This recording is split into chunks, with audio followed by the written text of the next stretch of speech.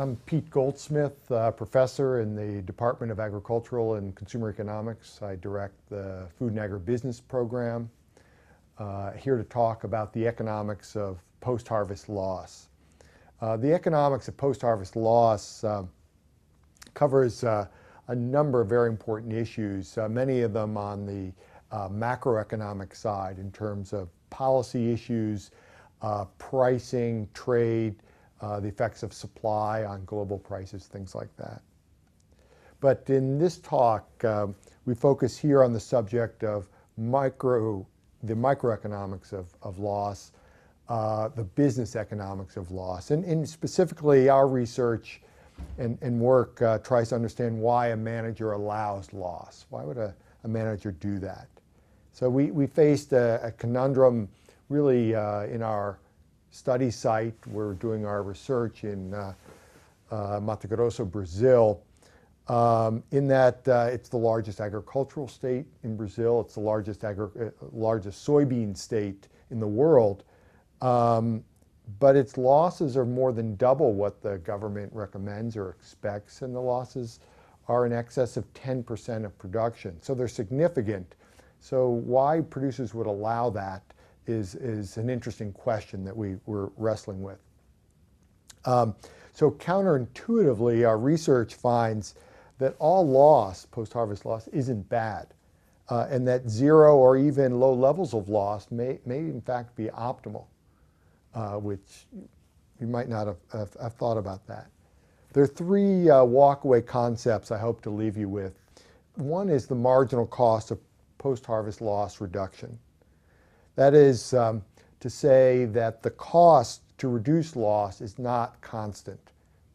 Okay, so for example, the cost to reduce the first unit of loss is cheap. This would be shoveling up piles of grain back into a truck or something like that. But the cost to reduce the last unit of loss, that can be infinitely expensive.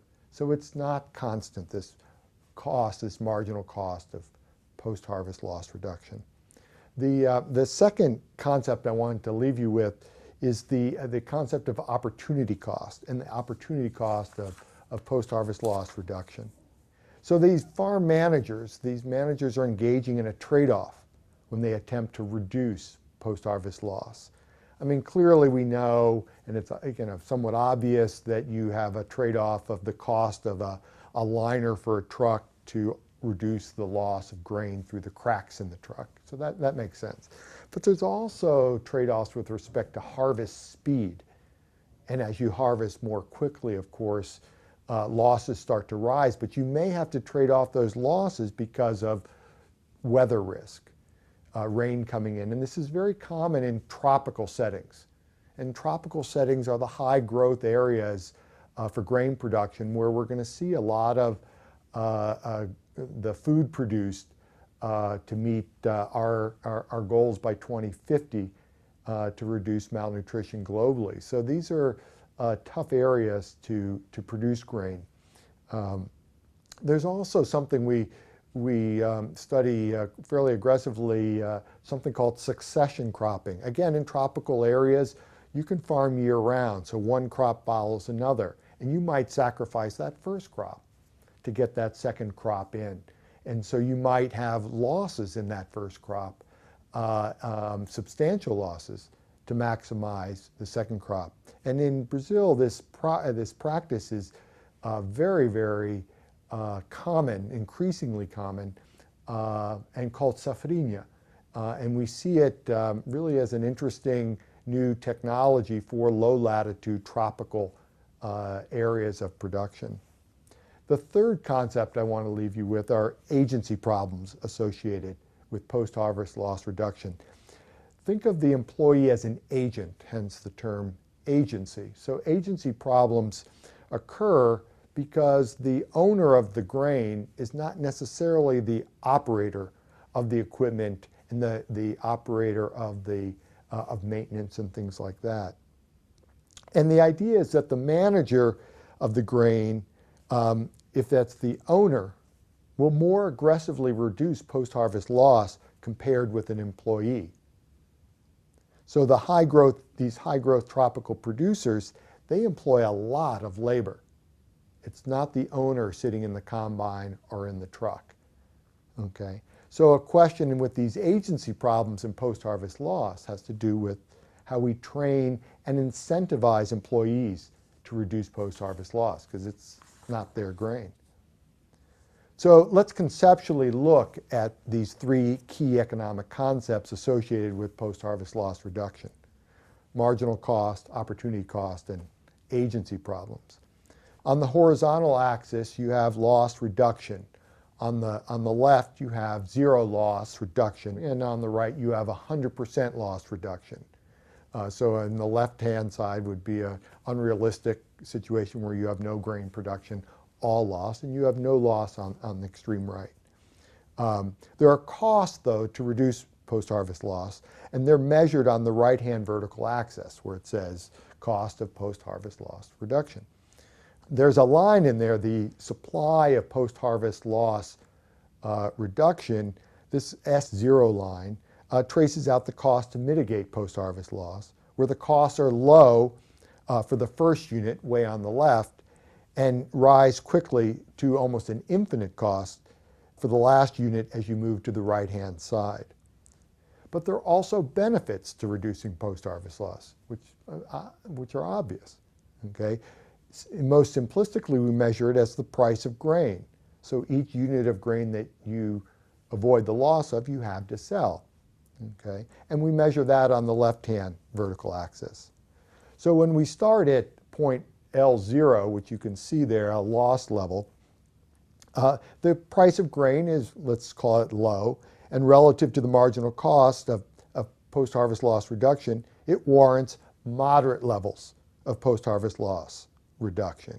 So it's not all the way over to the right, complete mitigation of loss, nor far to the left with lots of loss. Okay? But as the value of grain rises, so the horizontal price line rises from P0 to P1, the benefits of mitigating loss too rise, and allows for higher marginal costs of reduction. So the manager can engage in more reduction. Thus, farmers' willingness to pay or invest in post-harvest loss reduction technologies or investments rises with price. But also, if we look on the next slide, prices too can fall. So less loss is mitigated. But what's interesting about this second slide, and when the benefits of mitigation fall, is that policymakers too would care less about PHL reduction, because when prices fall, the cost of food falls, and the food supply is more abundant. Let me make things a little more complex, though. Suppose the price of grain does not fall. It just sits there at P0. But it's possible that for the farmer, the manager, the benefits to mitigating loss might fall, might change when they try to reduce loss beyond L0. Okay? There is limited time here, but for example, we see this occurring in succession cropping systems in the tropics, where farmers sacrifice the first crop, increase losses in that crop to protect the second crop. So the price of, in this case, soybean doesn't fall, but the soybean losses are increased to allow a second crop, in this case, in the case of Mato Grosso, it's maize, to be planted in a timely fashion. So you're sacrificing one for the other. So the benefits of mitigating soybean loss fall. So in Mato Grosso, farmers will advance harvest. They'll desiccate soybeans and increase soybean losses to allow for an early planting of the succession May crop, especially if the price of maize is high or relative to soybean. So there are a lot of factors there that affect whether a manager will sacrifice one product for the other. Finally, we can think about the agency problems in terms of the different cost curves for managers when they attempt to reduce post-harvest loss. You see there three supply functions, we call them, cost curves related to the cost of reducing post-harvest loss. Farmer S1, furthest to the right, has the flattest curve, thus is an efficient producer of post-harvest loss reduction. And for a given grain price, reduces a lot of post-harvest loss. But maybe farm S2 employs a lot of labor, a lot of equipment, so reducing post-harvest loss is much more difficult. So the S2 curve is steeper, thus the farmer reduces less loss at every level of grain price. So it depends on the type of business, the business structure, and the type of business that's operating. Finally, these three concepts have significant implication for farmer leaders, equipment manufacturers, and policymakers. First, the farmers in our study site, Mato Grosso, Brazil, do not make post-harvest loss reduction their highest priority. So policy and private sector industries should understand that willingness to pay or invest in post-harvest loss mitigation technologies are low. Second, for policymakers, they need to be cognizant, like the managers, they need to balance benefits of post-harvest loss reduction with the cost. A good example is focusing on road improvement, whereby there are significant post-harvest loss reduction benefits by improving roads. But the costs are spread over all users and uses of the road, so it's not a very expensive per unit of loss reduction. Another example is public investment in grain science education that can produce a workforce better equipped to meet the challenges and expectations of modern agriculture. And finally, equipment manufacturers need to understand the complexities of the tropical farm manager's problem, whereby loss reduction is just one among many challenges the manager faces. Thus, low cost or passive or bundled technologies to reduce post-harvest loss may work best. For example, post-harvest loss reduction often involves care and meticulousness from maintenance through to operations. In temperate climates, owners often operate field equipment. Equipment is new, and the quantity of rolling stock per farm is low. For tropical grain farmers, though, the farms are larger. They employ high volumes of rolling stock. Equipment is older, and owners do not operate the equipment. The separation of ownership from operations creates the agency problem. So will employees be vigilant about post-harvest loss reduction when they do not own the grain? So for equipment manufacturers, what PHL reduction systems work best in a hierarchical farming system? And so technologies need to reflect that.